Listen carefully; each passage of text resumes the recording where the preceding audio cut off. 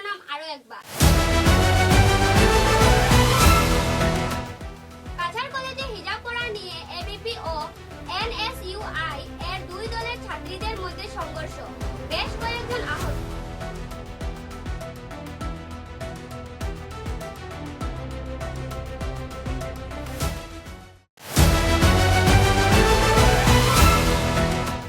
বরখলা পুলিশের বড়সড় সাফল্য, পরপর নেশা সামগ্রী বাজেয়াপ্ত করে নজর কাড়ল বরখলা পুলিশ। বালাছড়ার টোলগেট থেকে 1720 প্যাকেট বাজিমাত সিগারেট সহ আটক 2 পাচারকারী।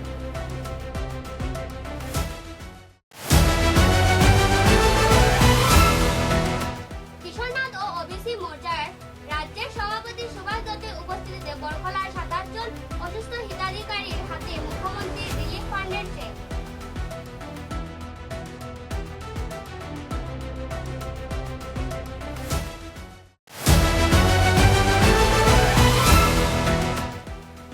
ক্রিয়া সামাজিক ও সাংস্কৃতিক সংগঠন সৃষ্টি এর উদ্যোগে সংগঠনের রজত জয়ন্তী বর্ষের সমাপনী অনুষ্ঠানে আগামী 29 ও 30 আগস্ট।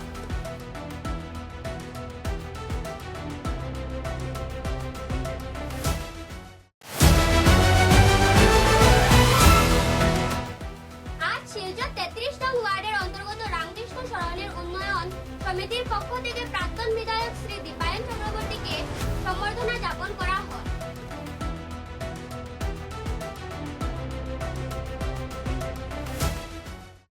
এখনকার মতো বরাক বার্তা বাংলা সংবাদ এই পর্যন্তই।